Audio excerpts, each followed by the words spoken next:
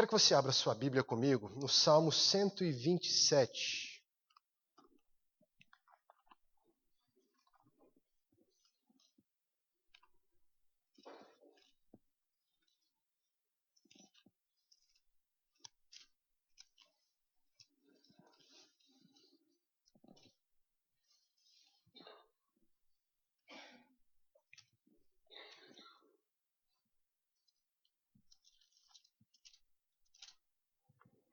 Esse é um salmo conhecido dos irmãos, eu tenho certeza disso.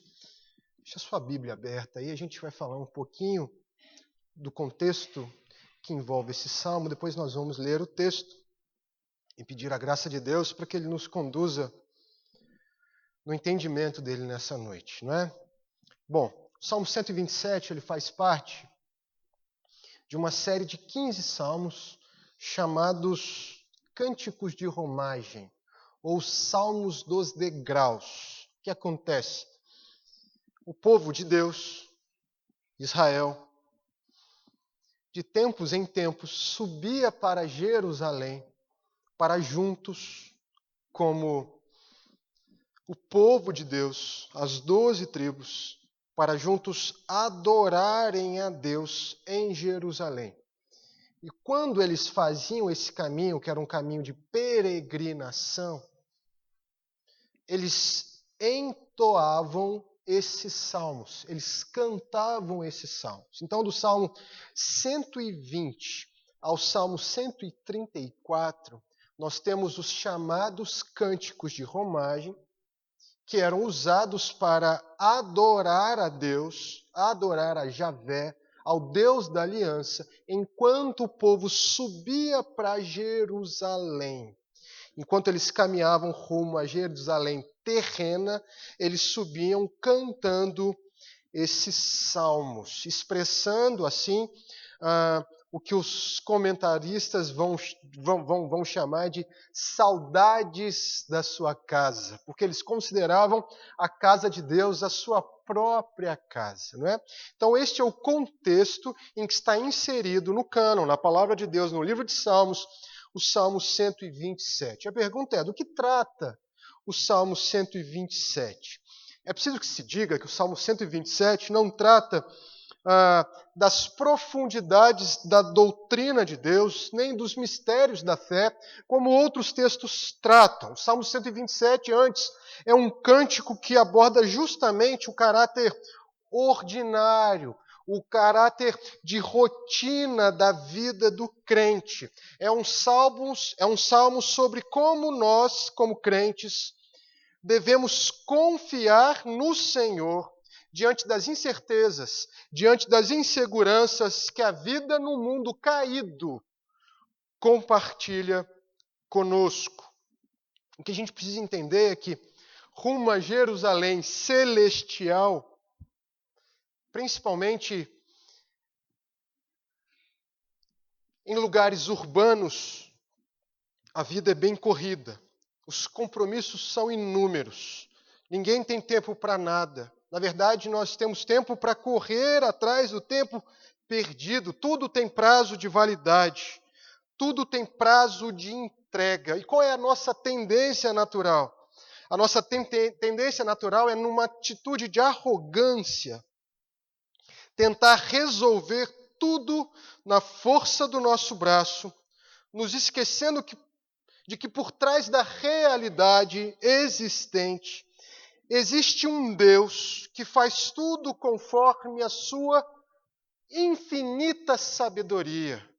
Um Deus que faz tudo conforme a sua santa e infinita sabedoria, conforme a sua vontade. E a consequência lógica dessa atitude de arrogância, na maioria das vezes, é a preocupação, é a ansiedade. E a preocupação e a ansiedade necessariamente vão levar cada um de nós à frustração. Portanto, se você é alguém que anda ansioso, que acha que pode ter nas mãos o controle das circunstâncias, esse salmo é para você. Se você é alguém que, como eu, por reconhecer que não está no controle das circunstâncias e das suas consequências, anda ansioso, esse salmo é para você. Então nós vamos ler o salmo, depois nós vamos clamar ao Senhor que Ele nos conduza por intermédio dele. Diz assim a palavra de Deus: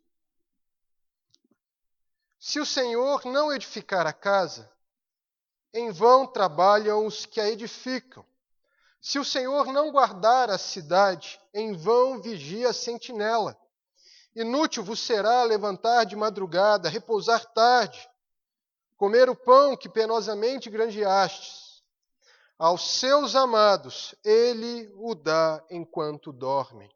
Herança do Senhor são os filhos, o fruto do ventre, seu galardão. Como flechas nas mãos do guerreiro, assim os filhos da mocidade, feliz o homem que enche deles a sua aljava. Não será envergonhado quando pleitear com os inimigos à porta. Que Deus abençoe a sua palavra. Vamos a Ele em oração mais uma vez.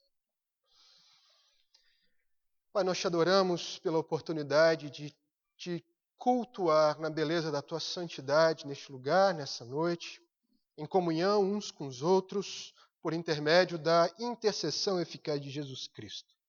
Te louvamos, Pai, porque por intermédio dele, o Senhor, nesta noite, já recebeu na sala do teu trono as nossas orações, os nossos cânticos. Mas, Senhor, o nosso culto ainda não acabou e nós pedimos nesta hora a tua graça para que o Senhor nos conduza nesse momento agora em entendimento da tua vontade. Que o Senhor, de fato, fale aos nossos corações. Que o Senhor prepare os nossos corações para a tua vontade revelada. E que por meio do teu Espírito, o Senhor imprima em nós os benefícios da revelação da tua vontade, a fim de que vivamos para a tua glória ainda mais. Nós oramos assim no nome precioso de Jesus Cristo, nosso Salvador. Amém. Bom, meus irmãos, então esse salmo é, de fato, a declaração,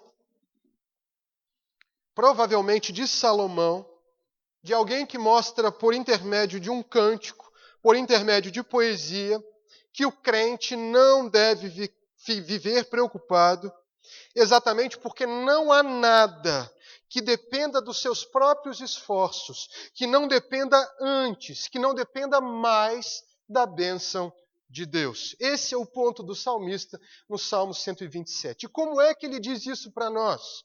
Ele vai dizer isso para nós em 3 estágios. Em primeiro lugar, o salmista vai dizer que nós não devemos andar ansiosos, porque Deus governa todas as coisas, nos fazendo lembrar de que em casa ou na cidade, prestem atenção, tudo depende de Deus. Em casa ou na cidade, tudo depende de Deus. Versículo 1.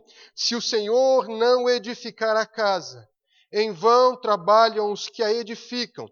Se o Senhor não guardar a cidade, em vão vigia a sentinela. Quando Salomão usa a palavra casa, Salomão tem em mente não apenas a edificação de uma casa, não apenas a estrutura de uma casa feita de madeira, feita de pedras, o que quer que seja. Salomão está falando aqui de mais do que isso. Salomão tem em mente toda a ordem, toda a estrutura por trás de uma família. Então, da mesma forma, quando ele menciona aqueles que edificam a casa, ele tem em mente aqueles que trabalham para a manutenção e preservação da família. Portanto, nas palavras de Salomão, em vão será todo o trabalho para a edificação e estruturação de uma família, de um lar, se Deus não derramar dos céus o seu aval e a sua bênção. Na sequência, seguindo a mesma linha de raciocínio, quando Salomão menciona cidade, o que ele tem em mente não são os edifícios ou o ambiente dentro dos muros que envolviam, que cercavam uma cidade, Mas Salomão tem em mente todo o estado geral de uma comunidade. Da mesma forma, quando ele menciona o sentinela, o que ele tem em mente é todo aquele que tem a participação na preservação, na proteção de uma comunidade organizada. Salomão era rei. Ele sabia exatamente do que ele estava falando. Então, nas suas palavras, ele deixa claro que se Deus não proteger a cidade, ela não estará segura. Em vão será o trabalho dos encarregados de protegê-la.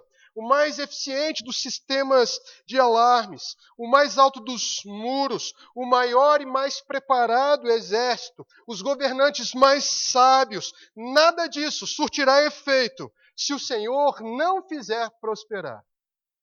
É disso que Salomão está falando aqui.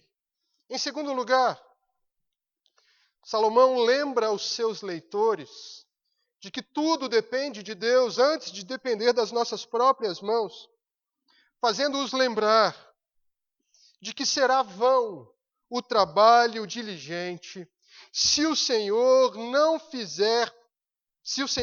providenciar sustento. Será vão o trabalho diligente se o Senhor não providenciar sustento. Ele diz o seguinte no versículo 2: inútil vos será levantar de madrugada, repousar tarde, comer o pão que penosamente granjeastes. Aos seus amados ele o dá enquanto dormem. Que declaração maravilhosa! O texto é claríssimo. A não ser que Deus providencie os resultados, o nosso trabalho, ainda que árduo, ainda que diligente, será em vão para garantir o nosso sustento. E a pergunta é, por que? O salmista nos responde: porque aos seus filhos ele o dá enquanto dormem. Aos seus filhos ele sustenta enquanto estes dormem. E o que a gente precisa entender é que esse texto está inserido num contexto bem específico, bem peculiar, mas põe diante de nós uma verdade eterna, uma verdade normativa, uma verdade universal. Então, o que é que este texto quer dizer?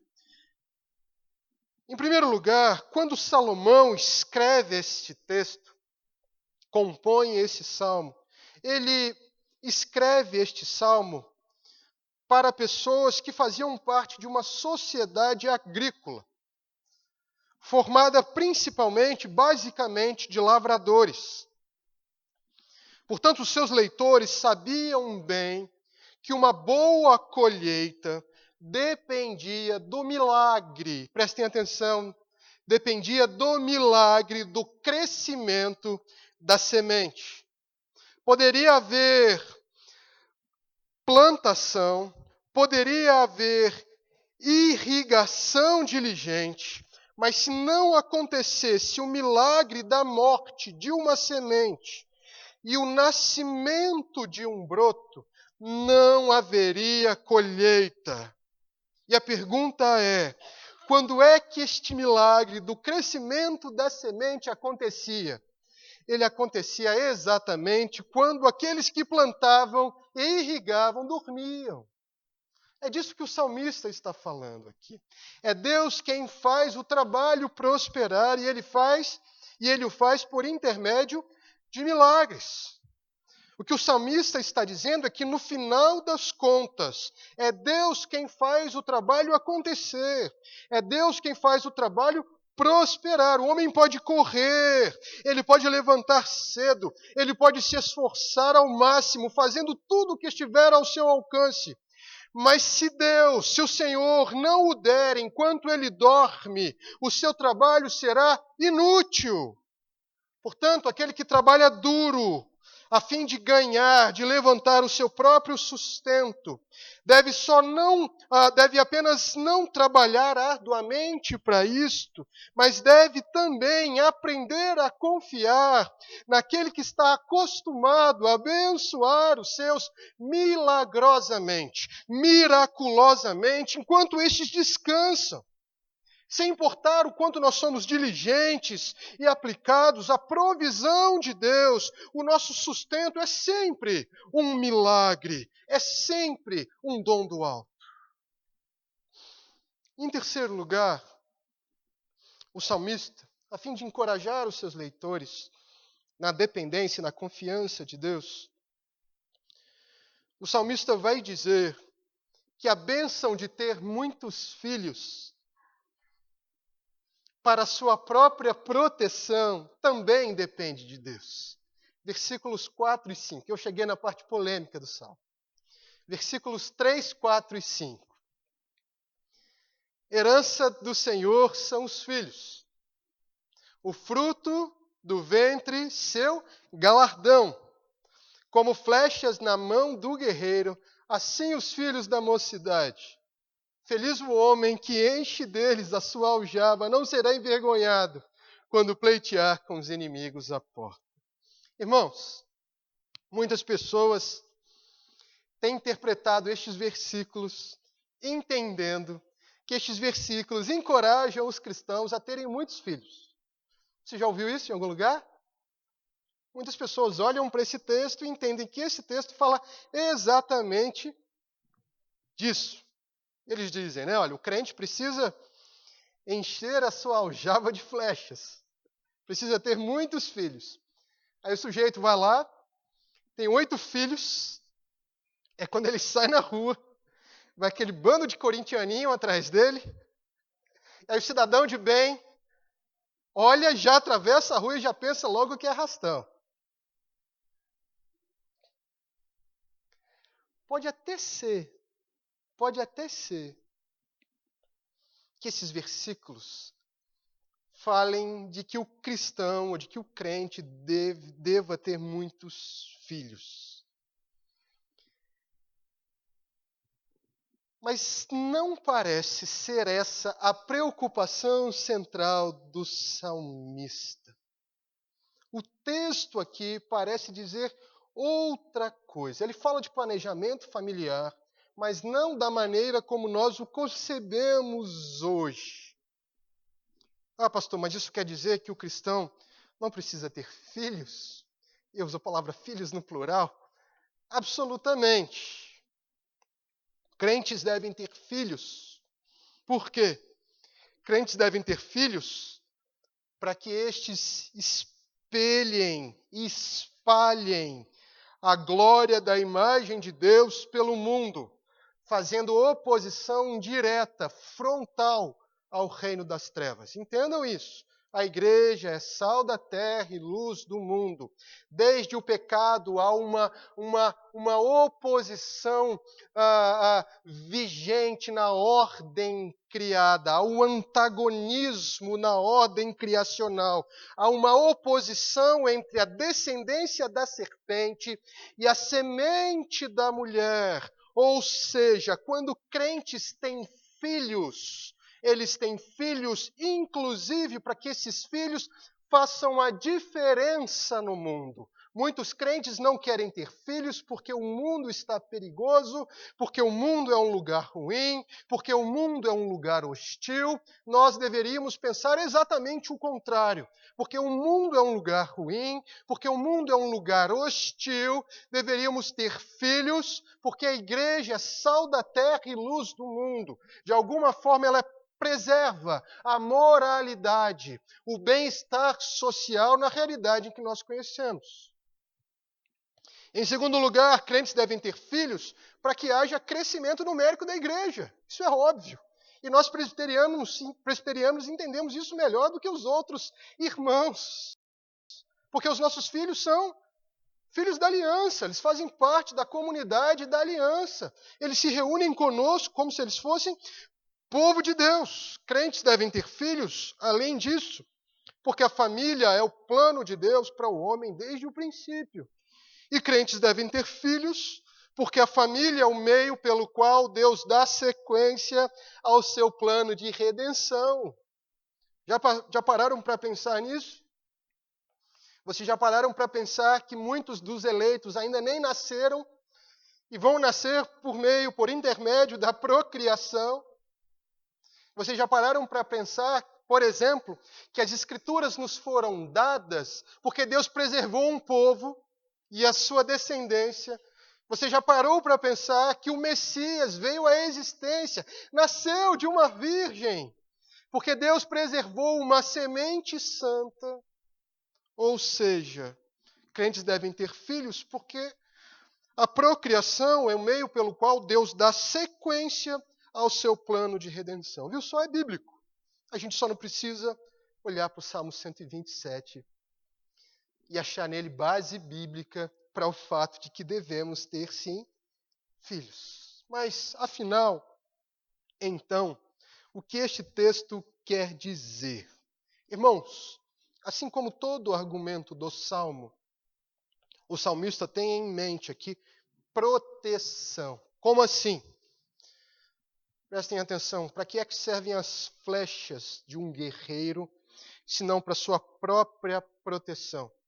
Para que é que serve um número razoável de flechas na sua aljava, se não para garantir a sua própria segurança, especialmente se ele é um guerreiro? Naquela circunstância em específico, e nós estamos falando de 10 séculos antes de Cristo, envelhecer sem filhos era algo muito cruel. Não haviam programas sociais. Envelhecer sem filhos era estar numa situação de extrema vulnerabilidade. Desta forma, quem tivesse muitos filhos desfrutaria de maior segurança, desfrutaria de maior estabilidade. Quanto mais filhos, maior era a probabilidade de proteção. Então nós temos diante de nós a justificativa da analogia que compara os filhos com as flechas nas mãos de um guerreiro. E aí, voltando para o argumento do Salmo, a pergunta é: de onde é que vêm os filhos? Eles vêm do Senhor. O texto vai dizer, eles são herança do Senhor. O que o salmista está dizendo a cada um de nós é que até mesmo os filhos que vão cuidar de nós na nossa velhice, especialmente se vivemos 10 séculos antes de Cristo, vem especialmente da mão de Deus. É o Senhor quem os dá. Eles são uma dádiva. Há milagre envolvido, o milagre da vida. Não é o resultado do meu planejamento familiar. Mais uma vez, no final, é Deus quem nos protege, inclusive quando nos dá filhos. É Ele quem dá a palavra final quanto ao resultado dos meus esforços. Mais uma vez, o salmista convida os seus leitores a confiar em Deus, como sendo aquele que, através de milagres sucessivos e ordinários, sustenta os seus. A provisão é sempre um milagre. Amém? Amém.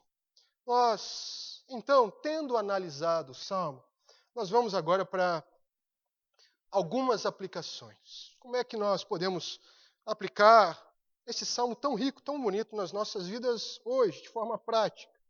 Em primeiro lugar, pensando numa primeira aplicação, nós precisamos dizer que este salmo não é uma alternativa para o ócio. Este salmo não é um incentivo ao ócio. Ele não é uma alternativa para o preguiçoso. Não há neste salmo qualquer palavra que incentive o cristão, o homem de Deus, a não trabalhar. Precisamos entender que o trabalho é para o homem uma vocação desde a criação. Ela antecede a queda, antecede ao pecado. Trabalhando, o homem serve a Deus, servindo ao seu próximo, servindo à sociedade. O homem ele é chamado para trabalhar duro.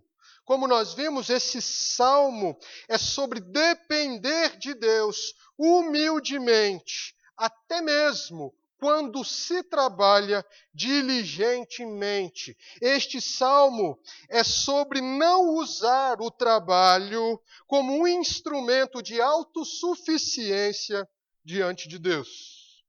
Em segundo lugar, este salmo traz uma palavra de incentivo àqueles que são pais, maridos e esposas.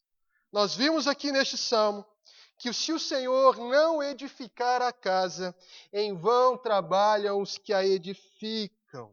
Portanto, pais, especialmente se você é pai de adolescente, se você é pai de jovem, você que me ouve nesta noite, entenda, o crescimento espiritual do seu filho não depende mais do seu esforço do que depende da graça de Deus.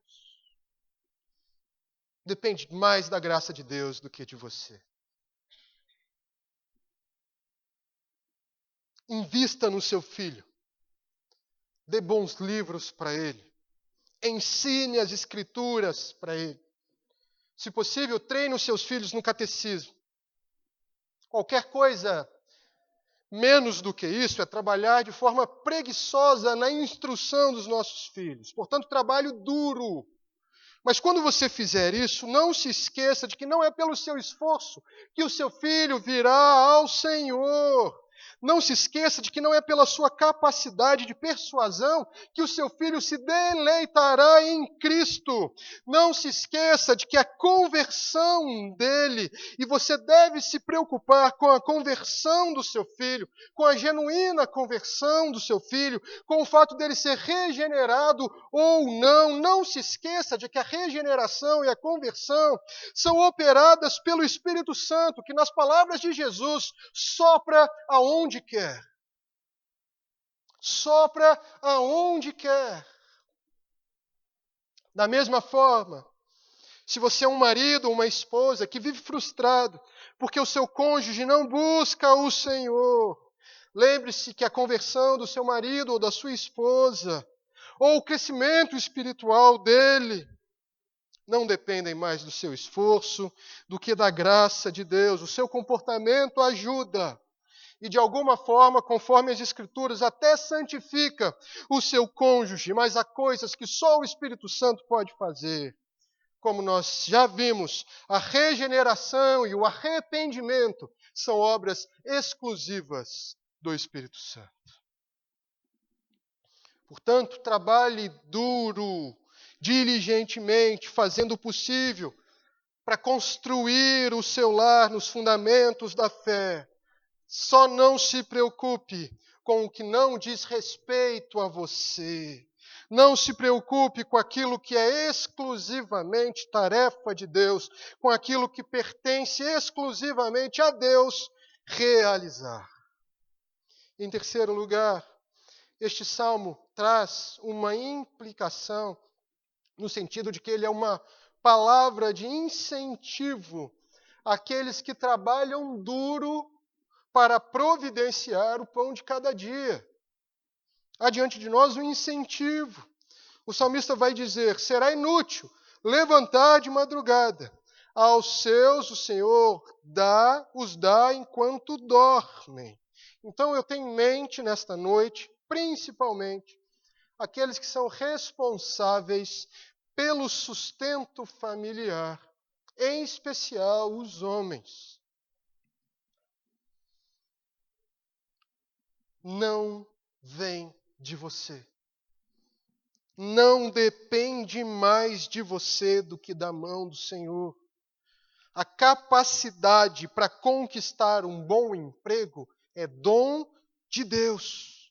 A força e o vigor necessários para o trabalho são dons de Deus. A saúde e o bem-estar dos seus dependentes também são dons de Deus. Portanto, trabalhem duro, procurem emprego, potencializem as suas habilidades, desenvolvam os seus talentos em prol do sustento das suas famílias, se especializem, progridam por amor a eles, mas nunca se esqueçam de que é ao Senhor que nós devemos pedir humildemente o pão de cada dia. Humildemente o pão de cada dia. O necessário para o sustento dos nossos não vem mais das nossas mãos do que da mão de Deus. Não se preocupe com aquilo que pertence exclusivamente ao Senhor. Em último lugar, este salmo, ele traz uma palavra de exortação e, portanto, de encorajamento aos ansiosos. Não é? Este salmo é a prova de que Deus não quer que nós andemos ansiosos. Agora, o que é a ansiedade? A ansiedade vem da tomada de consciência de que nós não temos o controle absoluto das circunstâncias, quando estamos acostumados a pensar a respeito de nós mesmos como se fôssemos autossuficientes. E este salmo nos ensina que, de fato, as circunstâncias não estão em nossas mãos, não dependem de nós como nós gostaríamos que dependesse. Mas, em contrapartida, este salmo vai nos ensinar que essas mesmas circunstâncias que não dependem de nós também não pertencem ao acaso. Não pertencem ao acaso ou à sorte. Antes, elas dependem da providência de Deus, de um Deus que é Pai, de um Deus que nos ama e faz todas as coisas conforme o conselho da sua santa vontade. Irmãos, todas as coisas cooperam para que Cristo seja formado em nós. Todas as coisas. Se Paulo diz todas as coisas cooperam, ele está dizendo que Deus governa todas as coisas e faz com que todas as coisas contribuam para o propósito da formação de Cristo na sua igreja amada, escolhida.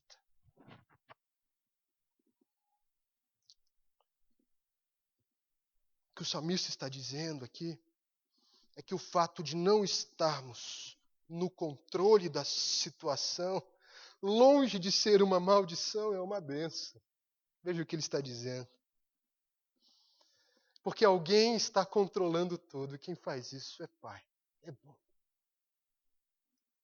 Portanto, a ansiedade é pecado. E é pecado por dois motivos. Por quê? Em primeiro lugar, porque é falta de confiança em Deus. O ansioso está sempre dizendo com os seus sentimentos e atitudes que acredita que Deus não cuidará dele. Em segundo lugar, o ansioso peca porque ele se recusa a receber com gratidão a providência de Deus. Ele recusa a providência de Deus. De outra forma, o ansioso é alguém que está dizendo a Deus que não aceita a maneira como ele orquestra e dirige as circunstâncias da sua vida. Ele quer mais tempo, ele quer mais oportunidades, ele quer outras oportunidades, ele quer outros resultados, ele tem medo daquilo que vem, daquilo que Deus providenciará ou da forma como ele vai providenciar. Portanto, e eu encerro aqui, portanto, se você anda ansioso, em primeiro lugar, vá à cruz de Cristo e deixe lá os seus pecados. Confesse os seus medos e desfrute da graça confortadora que flui do trono de Deus. Ele é fiel e justo para nos perdoar os pecados, e Ele o faz com base na intercessão de Jesus Cristo, o justo. E, em segundo lugar, encontre no exemplo de Cristo, que confiou em seu Pai, mesmo quando foi rejeitado por Ele na cruz. Encontre no modelo de Cristo um modelo de confiança irrestrita e rendida a Deus que deve ser seguido. O Evangelho é sobre o Cristo que confiou no Pai, mesmo quando este o enviou à cruz para esmagá-lo debaixo da sua ira em favor de pecadores. E Ele o foi sem restrições, confiando rendidamente no seu Deus, que era também o seu Pai. Portanto, temos em Cristo um modelo, o modelo máximo, que nos ensina que não devemos andar ansiosos, confiando sempre na sua vontade, que é reflexo da sua infinita sabedoria. Amém? Amém. Que Deus abençoe a sua palavra.